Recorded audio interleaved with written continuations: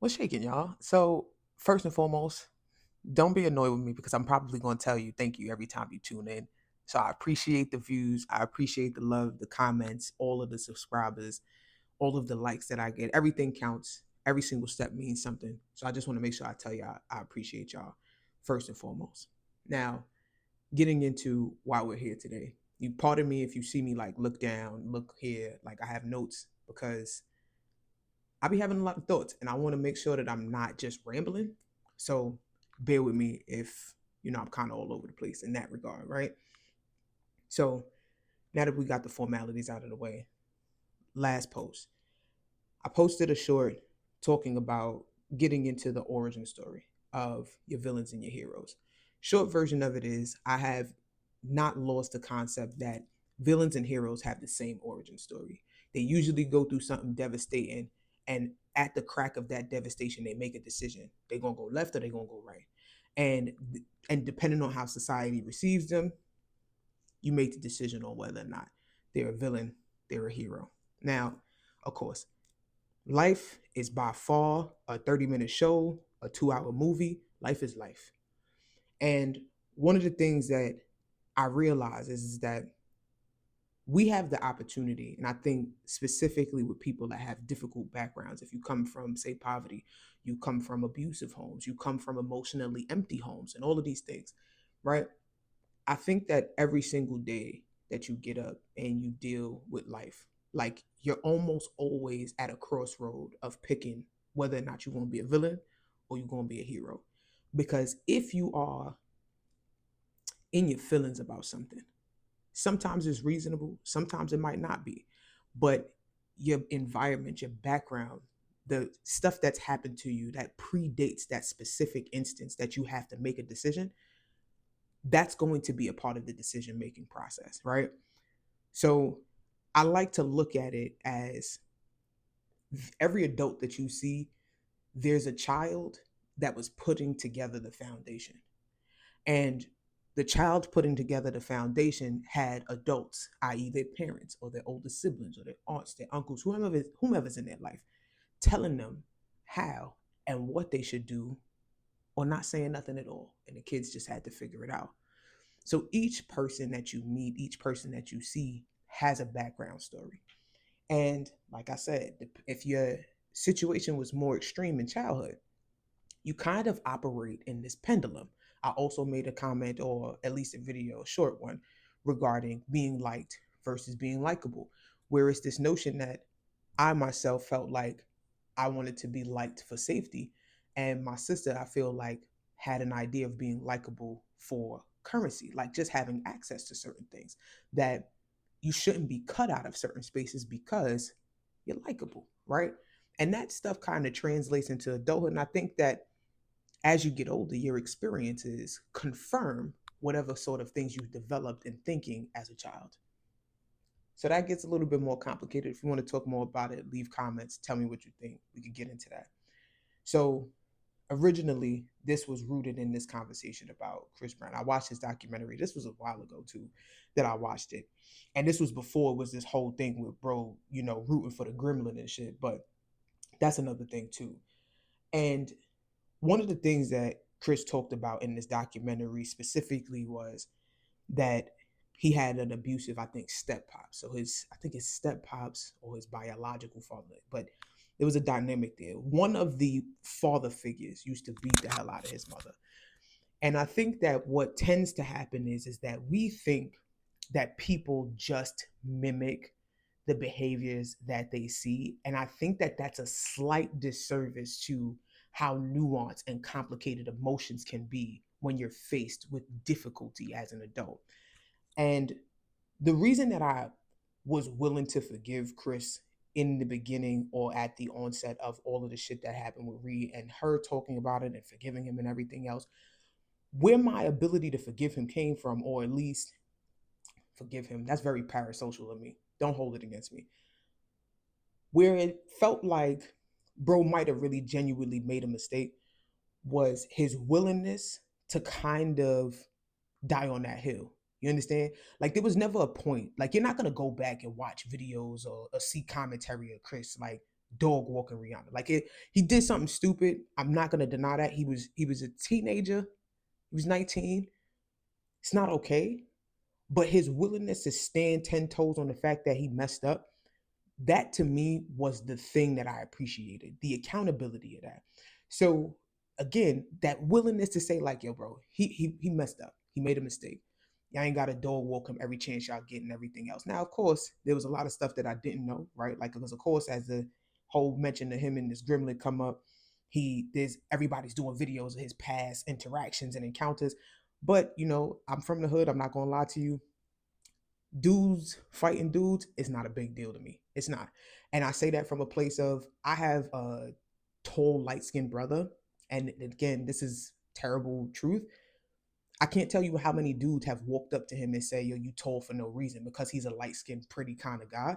And he's had to defend himself because dudes will really try him. So again, empathy because I have experiences that align with that kind of foolish interaction. But again, I don't want to dive too deep into that, but I think that that context is important. Now, the reason that this is important is because this is where trauma bonds get particularly interesting. I think that most folks deal with or understand trauma bonds in the space of like, oh, we have this trauma in common, so we bond in trauma. Makes sense. And in its reality, it's kind of true.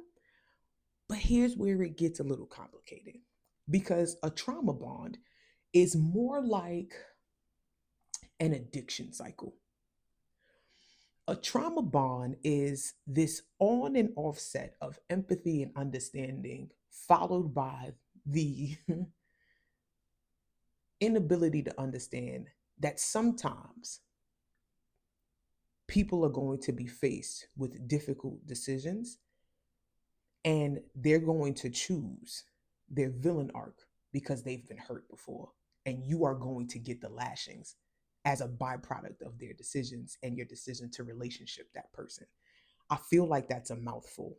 Hear me out.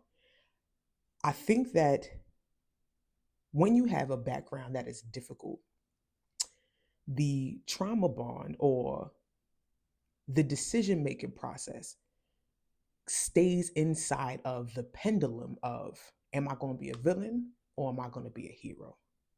Where if you are faced with something that's difficult emotionally because it reminds you of something devastating in your history, you say, you know what? Now I'm not playing with this person. Yo, you're not gonna make me feel no type of way. No, you're not gonna sun me. You're not gonna treat me like this. You're not gonna treat me like that. And you lash out. Or you decide to be the hero. You turn the other cheek. You do what Jesus would do. You understand what I mean? And I think that we don't understand that this is something that is an ongoing process. Again, it's not a 30-minute show, it's not a 2-hour movie. Now that I understand that, now that I pay attention to that, I understand how complicated, in true fashion, trauma bonds actually get. And this is why villains, heroes, and trauma bonds kind of sit in the same space. So let's go back to this Chris Brown documentary.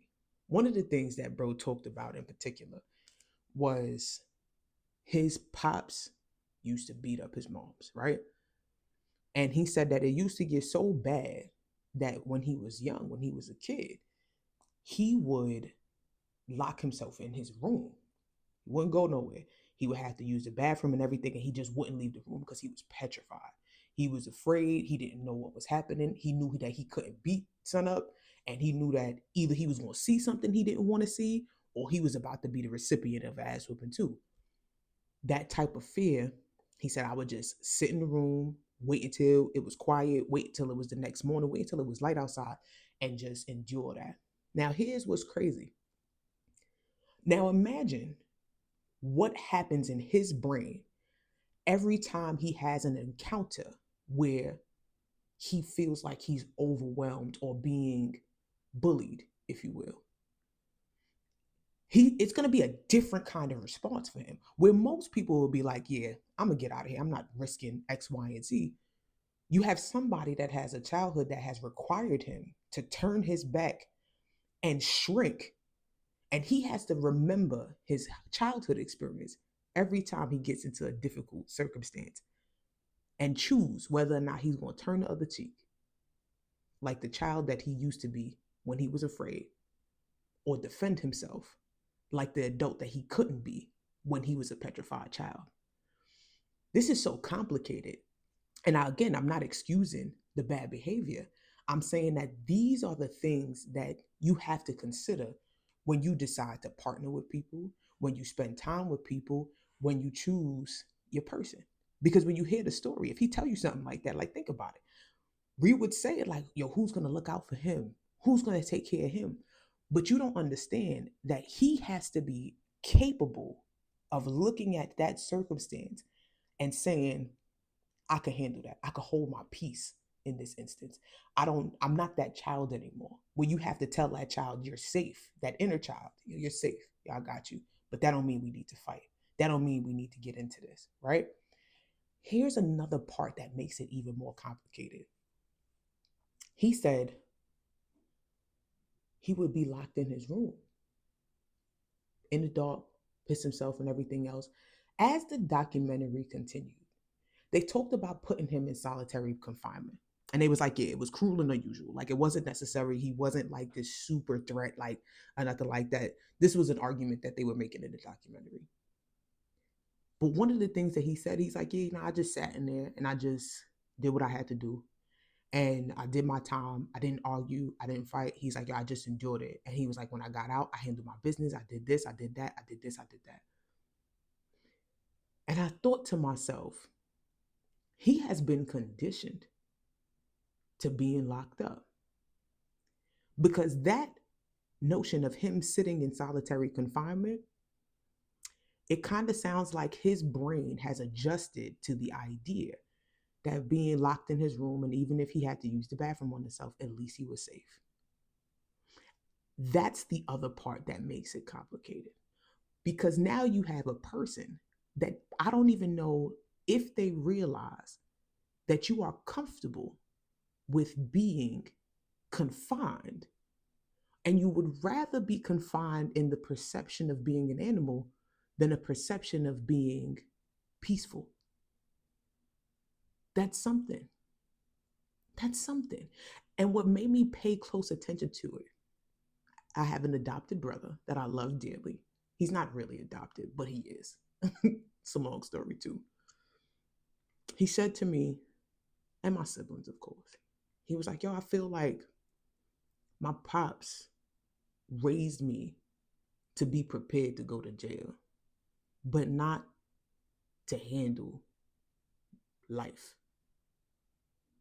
What do you think happens to people that's not worried about being in prison, that isn't taught to hold their peace, regulate their emotions? It becomes easy. It becomes a rite of passage to do the wrong thing and get in trouble. And you take it to the chin because you never really got your pieces together to just be healthy, normal, or even take accounting of what is happening in your heart and in your spirit so that when difficult things arise, you know what to do. So I guess I'll pack it up here. This idea that every single day you have to make a choice on whether or not you're going to be the villain, you're going to be the hero, you want to be liked, you want to be likable, all of these different things. I think it's so important to realize where you are, what your triggers are, what hurts you, and who you are relationshiping. Because remember, the person that has a challenging background has a challenging future. They have to make a decision in their complexities every single day with their previous experience every single day. And I'm learning these days, and this might be corny, so forgive me. I'm stepping away from this idea of addict like relationships, right? Where I'm dealing with people that just make me feel good. Because a lot of times, what feels good is what feels familiar. what may feel like the uncomfortable background that I haven't dealt with yet. I'm figuring that just because they feel good don't mean that they're right for me. And I want to make sure that I understand that what's right for me may not always feel good, but it's good for me. Does that make sense? So take solace in that. I think we can do a little bit more on this topic, but overall, trauma bonds are an interesting thing. And be mindful that if someone has a difficult background, they may not always know that they are making a decision every single day on whether or not they're going to be the good guy or the bad guy, because they might be the villain and not be up for being the hero. So I want to thank you for hanging out with me today. Thank you, thank you. And I will talk to you soon. Bye.